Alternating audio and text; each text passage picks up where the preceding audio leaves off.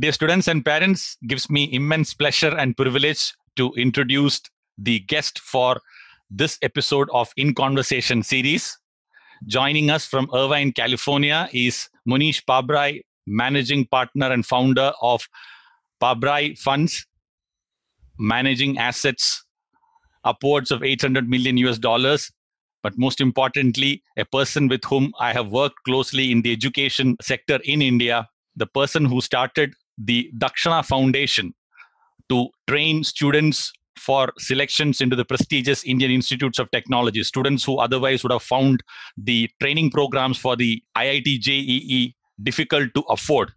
And the success of that model is very clearly the results it have produced. And I have been really privileged to have worked closely with this gentleman for the last decade plus in this area. And I'm sure the students will love the wisdom coming out of this professional. Joining us from Irvine, California, Mohnish Pabrai. Thanks a lot for joining us, Mohnish. Well, Ajay, it's a pleasure to be with you. And I have to say that I have always enjoyed our interactions and association. I think I was always very happy with all the service you and your team provided us when you were with your previous employer. And I also really like the focus that you've given to the physics chamber, not trying to be a jack of all trades. I think you've honed in on a critical need. And I think your execution on it has been really good. So it's been really wonderful to watch you as an entrepreneur. And I've had a lot of respect for what you've accomplished. So it's wonderful to be here with you. Thank you so much for the nice words, Mohnish. Mohnish Pabrai is a self-confessed disciple of the practices of the Oracle of Omaha, Warren Buffett. And I guess we will start off from there itself. Somebody who I was actually, when I first met Mohnish about 12 years back, I was actually taken aback when somebody of his stature would publicly say that I don't really do anything original. I actually study the best and then copy and paste their principles. How exactly are you able to say these words in public, Mohnish, if you could just say it in your own words? Well, I think that cloning is a mental model that can give anyone who does it a huge edge in life. So I think Buffett's partner, Charlie Munger, talks about mental models, and he talks about the lattice work of mental models, where you overlay different models on top of each other. So if you uncover a truth about human behavior, and it is not generally well understood by most humans, it's going to give you an edge. So one of the quirks about humans is that somehow most humans think that copying or cloning is beneath them. It's something which is maybe not to be done. But actually, the exact opposite is true. If you look at a company like Microsoft, almost everything they have built, and they've built a very successful business, has been cloned from somewhere else. And so, for example, Word came out of WordPerfect. Excel was copied from Lotus. Explorer was copied from Netscape. And, Microsoft Money from Quicken. And even now, when they've gone into Azure and the cloud, they're trying to catch up with Amazon Web Services. So even MS-DOS, which was their original operating system, was not built by Microsoft. They actually bought MS-DOS from a small company and then adapted it and so on. So basically, almost all of the success of the business has come from copying and cloning. The same thing is with Walmart.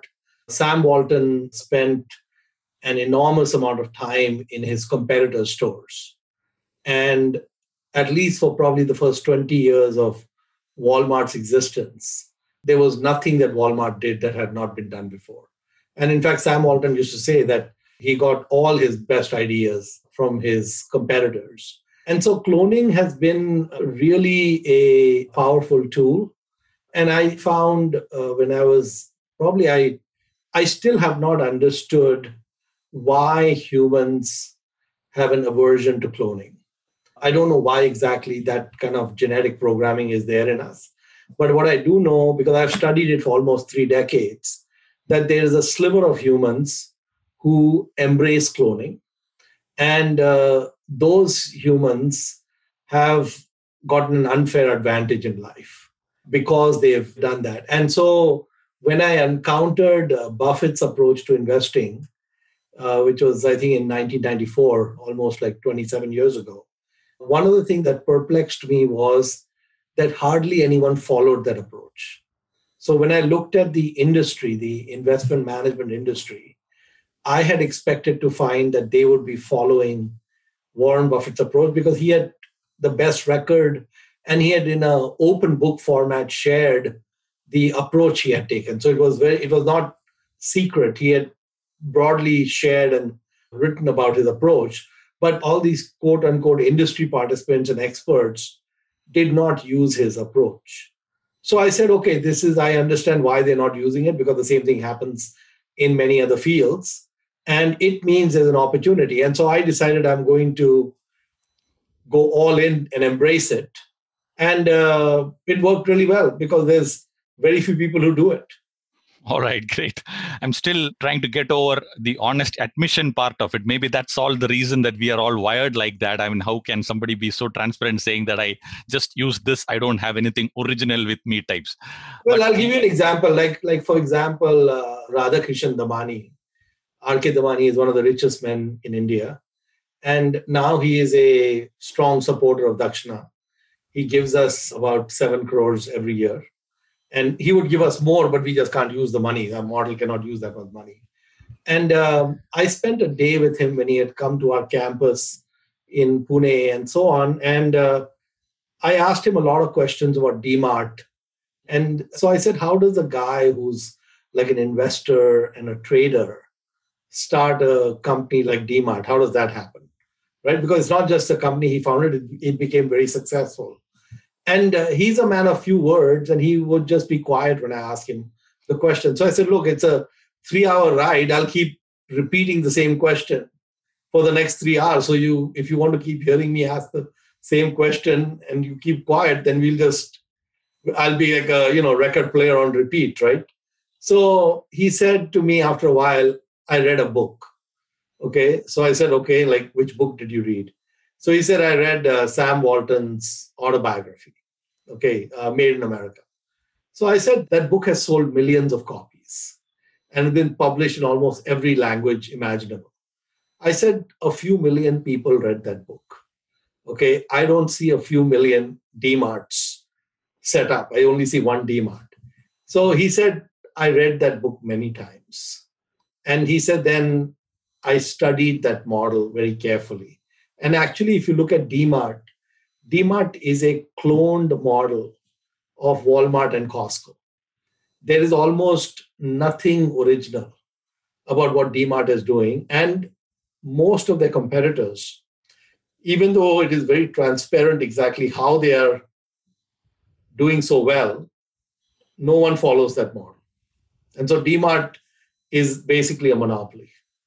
So that is testimony to the fact that it really works in different places. Yes. It is a very powerful model. Yes. Yes.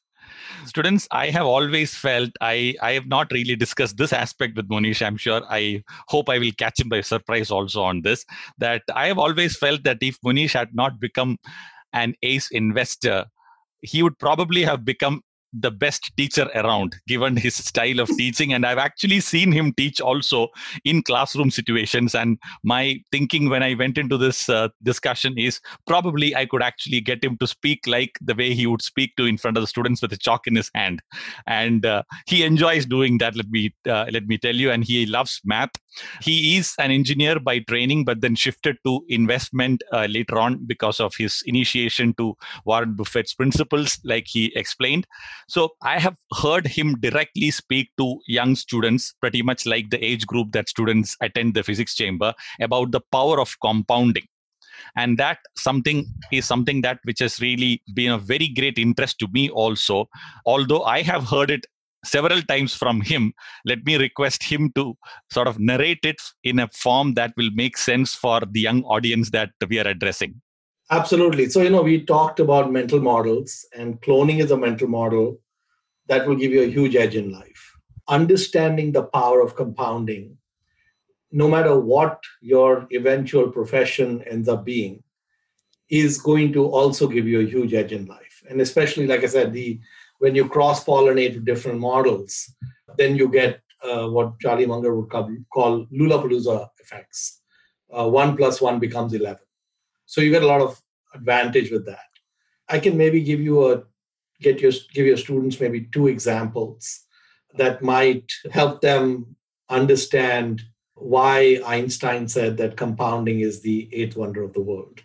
So a few years back, when my younger daughter was about 18 years old, she had just done an summer internship before starting college. And she had made about $5,000 over the summer, 3 months. And I told her, listen, this $5,000, you don't really need it. Can we open a Roth IRA account, which is a kind of like a retirement account? It basically, the money in that account stays tax-free forever, including all the growth of that account. So you can put about $7,000 a year into an account like that in the US. And she said, yeah, no problem. I said, and is it okay with you? I said, if you give me power of attorney to manage that account. She said, yeah, sure. So I said, this $5,000, let's say I am able to grow it at 15% a year.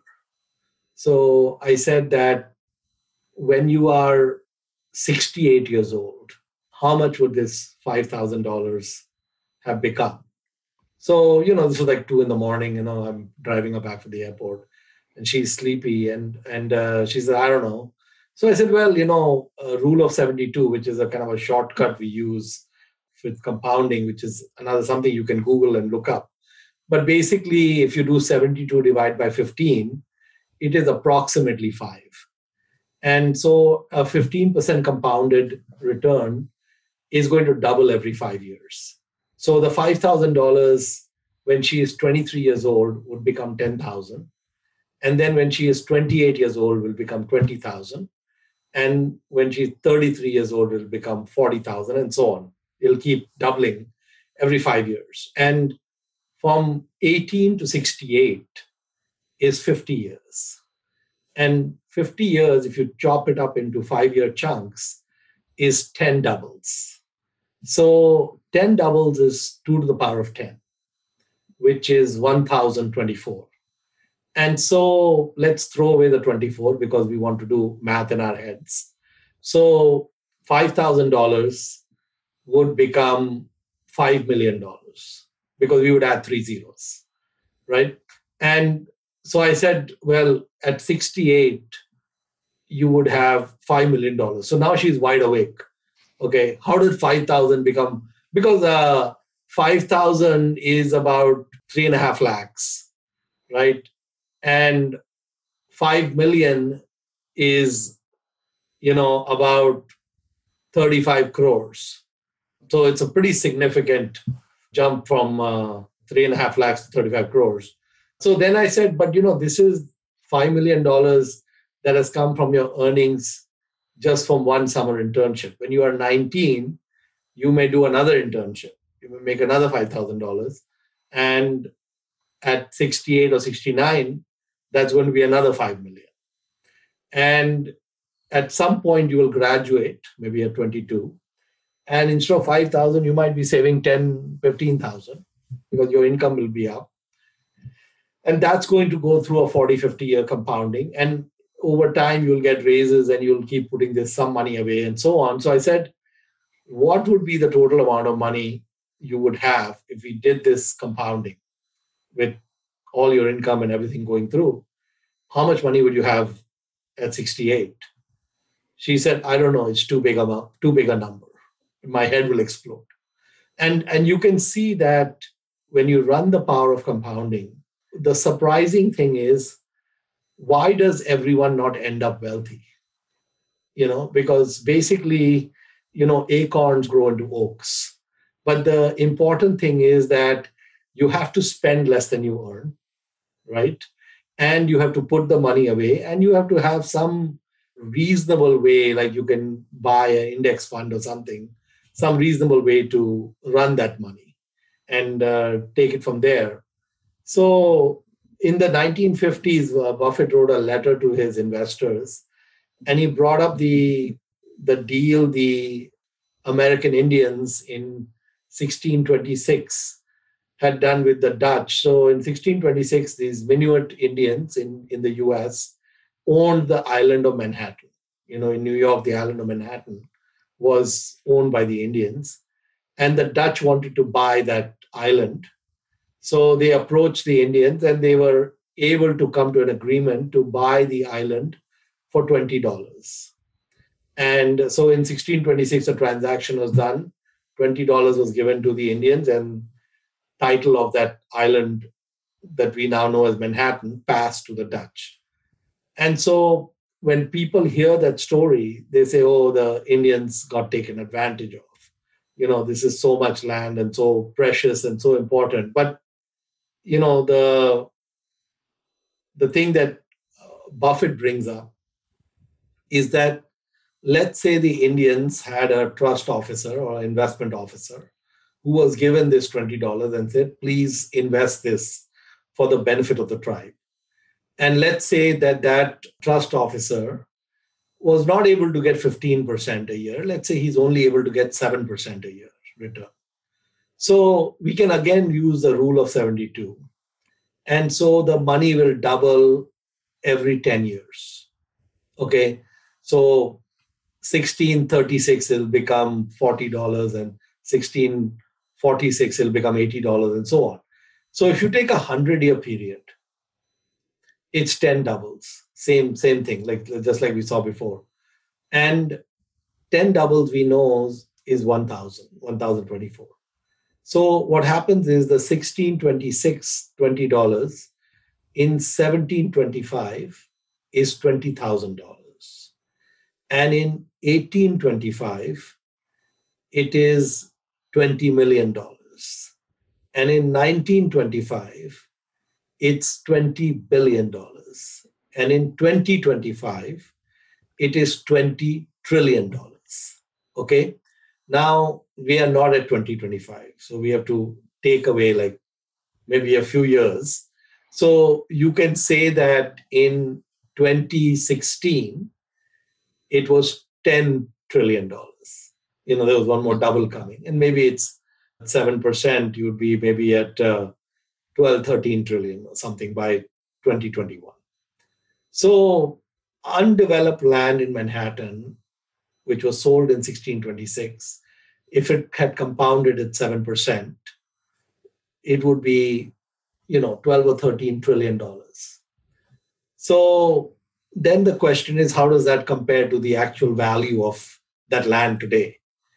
And we don't have an exact idea, but we can make a good guess. So if you look at the entire wealth of the United States, all the wealth of every man, woman, and child in the US, it is about 125 trillion.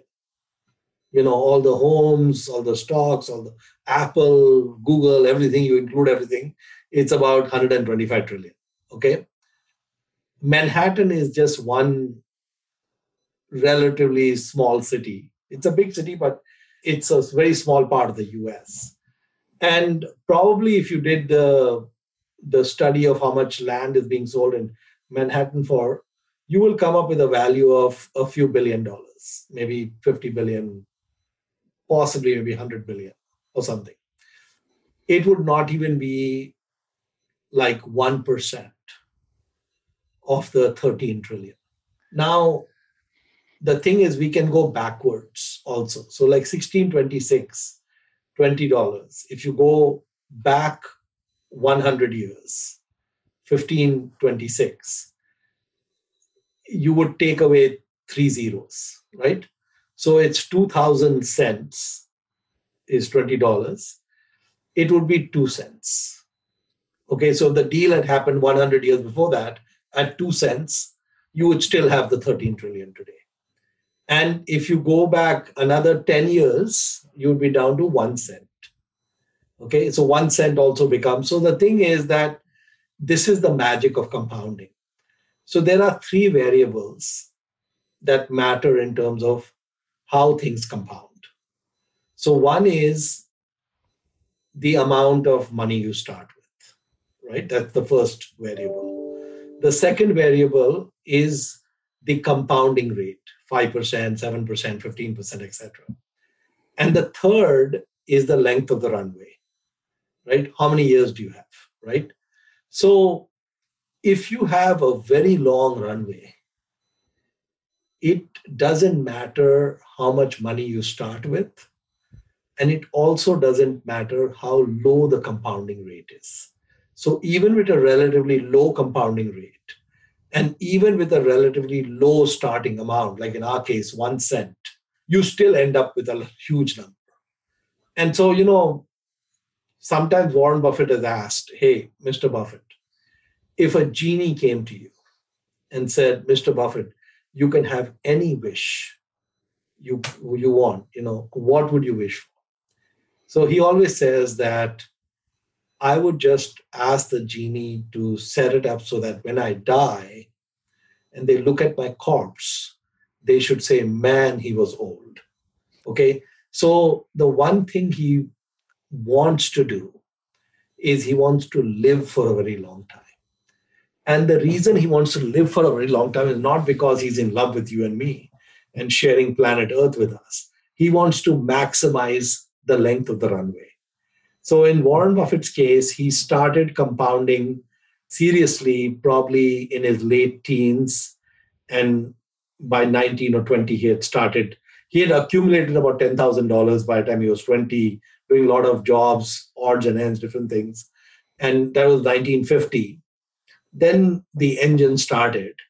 And from 1950 till now, which has been about 71 years, he has been compounding at about 20% a year. Okay. So if you just think about it, 20% a year with the rule of 72 is a double every 3.5 years, right? So, which means that 35 years is 10 doubles and 70 years is 20 doubles. Okay. So $10,000 after 10 doubles will become 10 million. And $10 million after 10 doubles will become 10 billion. Okay. If he had not given away his money, he would be approaching about 150 billion because he was managing other people's money and then he was earning money on that. So 10,000 was just money he had at 20. After that, he had jobs and different things he did. So there was more added to that pie. And we end up because of the power of compounding, became the wealthiest person. So it's very important to understand the power of compounding. Thank you so much, Mohnish. I think students will love this narration. And I hope that this talk will sort of encourage students to actually save and invest regularly from their young age, probably starting from their first salary onwards itself. Now, we have a little time left, so I'll take up a couple of questions that students have sent in.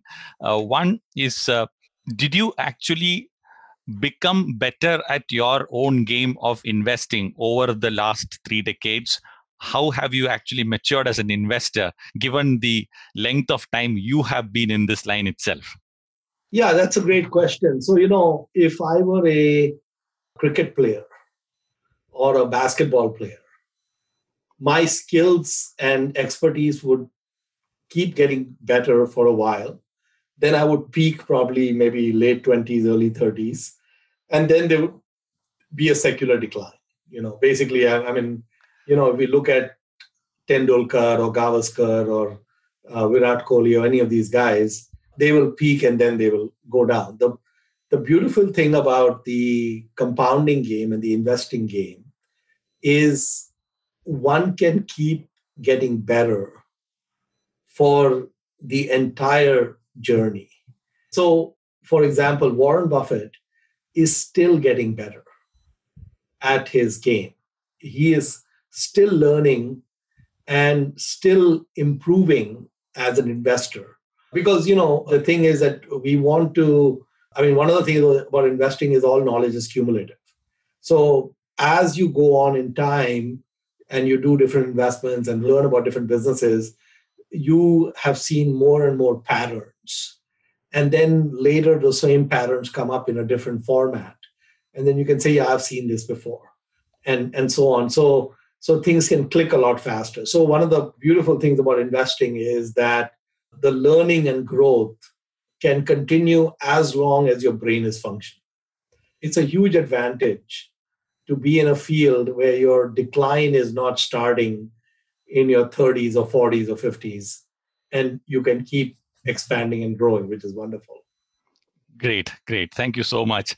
Now, the next one is from a parent. I'm sure that you will be more than qualified to answer this because you have directly interacted with hundreds of students who have actually made it to the top institutes. The parent says that my son/daughter is not very bright and intelligent, but then she can be made to work hard. So therefore, can my child get into one of these institutes given that right now it's my child is just an average student? Yeah, so actually, there have been a number of individuals who have gone into fields that they did not have expertise in, and they eventually became amongst the best in the world in those areas. And so I may not like this answer I'm giving you myself, but any system can be gamed, okay, including the entrance exam for the IITs, etc. So, for example, if you talk to chemistry teachers, they will tell you that certain parts of the chemistry portion of the JE is where you can get a lot of points. They're high scoring areas. I think that if one is willing to put in the effort and one is willing to put their nose to the grindstone. So, for example, we had one student in Dakshina who got a rank of 63, Ashok Kumar, who's now at Google. Ashok, I think in the last month, did every paper for the last 30 years given by the twice. He basically took the full JE test 60 times before actually sitting down for the test.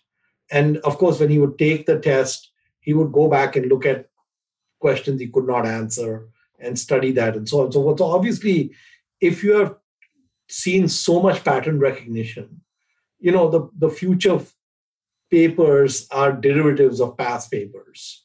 People who set papers are a little bit lazy sometimes, right? And so I think that this is a situation that JE and these other competitive exams, one has to have a good strategy and one has to have a good coach. So, for example, that's one of the things I like about the physics chamber is you guys are all in on physics, and you have looked at what is the best way to get input output ratio in terms of effort put in by the student and the results they come out with. So definitely I think that the people who do the best in the JE test and other competitive tests may not be the brightest people, but they probably are the ones who've really worked hard. And so I think you can cover a lot of deficiencies if you are passionate. Passion will go a long ways. And if you really want something. So, there's a quote in the Upanishads. It says that as is your wish, so is your will. As is your will, so is your deed. As is your deed, so is your destiny. And then the punchline it says is your deepest desire is your destiny. So if you desire to study at the IITs, the question is it your deepest desire? And if it is your deepest desire, it will happen. But you have to translate the will into the deed. Great, great. It's so nice that you brought up the name of Ashok because our students are very familiar with that name, and that's a number that they also know. That Mohnish, thanks a lot for bringing up that name. Another question is from a young student who happened to see you posing in front of your car in the garage, your recent tweet, and he wants to ask, how fast do you go in your Ferrari? Well, thank you very much. Well, the Ferrari can go pretty fast, but so I have I went last year for 2 days of Ferrari driving school. And so I spent 2 days with a bunch of other Ferrari owners on the racetrack. And we had professional Ferrari drivers with us. And I cannot do what I did on the racetrack on the roads. I mean, in about 10 minutes, I would be ticketed. And probably if I did it 3 or 4 times, I would permanently lose my license. But on the racetrack, there's no speed limit. In fact, they were training us for all the techniques to be a good race car driver. And that was a lot of fun. And I drove two different Ferraris on that track. So one was the F12 Superfast. It's a 12-cylinder. It's not the fastest Ferrari, but it's got a lot of horsepower. I think about they hadn't put the car in the fastest mode because I was in the kind of the beginner program. I have to go take two more classes. But I think about like 170 miles an hour or so on the track. So around 250 kilometers per hour. 250 kilometers per hour. That's really fast. Oh yeah. I mean, but the thing is that you've got brakes that are pretty powerful. And, I've got a professional driver sitting next to me. And I'm on a track where there's no other, I mean, there are other cars on the track, but they're nowhere near me. And so it's very hard to really have a crash in that scenario. So it was great. Actually, it was really fantastic. It was wonderful to, on the roads, what I can do, which I do probably, once in a while, is from a zero start, I can floor it. I can floor the Ferrari and let it go because they won't ticket you till you get to 100 miles an hour or something, about 150 kilometers. So I'll let it go till about 80, 90 miles per hour and then ease off. So you can get even on the road, you can get a good thrill as long as you are the first car on the red light. Right. And if you're the first car on the red light, you will not see any other cars around you. That's a nice thought. Well, students, you have taken up. But I will say that. So I bought the Ferrari because actually I had invested in the company, and I made a lot of money for me and my investors from the Ferrari stock. And in the process, I actually got to know the family in Italy. They're good friends actually, and I visited the Ferrari family Ferrari factory in Modena and Maranello. So it was just a great experience. And so I said, okay, we've done so much with the company, and I learned a lot about the company. When I made the investment, I said, might as well have the car. And now I've had the car for about 3 years, and it's great. It's wonderful. I am very happy with that kind of new dimension to my life. Great. I mean, I think many of our students are real fans of that movie which came out recently, Ford versus Ferrari. I'm sure you must have seen that movie also. Yeah, it's a wonderful movie. Yes. Yeah. And then also, I think you guys, probably your students have also seen the Formula One on Netflix. Netflix has done a series of Formula One, which is also pretty good. So. Yes. So, students, we have taken up 30 minutes of Mohnish's time. Last time when Mohnish was in Kerala, I had requested him to drop by the physics chamber because the logic being that once he touches down at the Cochin airport and he wants to move towards his destination, there is no way he can move without passing in front of our office. And that, in fact, he did give us the time, but the time was on the Christmas Day morning, which did not suit me actually. So next time, let me promise you, whatever be the time, we will arrange a class so that you can just drop in for 10 minutes, say hi to our students who are present, and then that will be a great motivation to everybody around. Yeah, no, I was looking forward to that, and sorry it didn't work, but hopefully so I make it a point every year to come to Kerala. In fact, I asked myself many times, why do I not live in Kerala all the time? Okay, and I still don't have a good answer to that question. At some point, I might base myself 100% in Kerala. Because if there is heaven on earth, it is Kerala. Wow, that's some compliment. So I guess people living here permanently wouldn't understand the value of the place here anyway. So we really look forward to your visit, Mohnish, whenever it is possible. And thank you so much for taking the time out. We have taken about 40 minutes of your time, and really wonderful catching you from Irvine in California. Students from all of us at the Physics Chamber, myself, my fellow teachers, and the students and the parents, warmest wishes, and thank you so much for joining us in this short session. Thank you, Ajay. And again, I wish you and the students all the very best. I know COVID has created a lot of challenges, but also probably led to some innovation in your business. And so I just hope you go from strength to strength. So all the best. Thank you.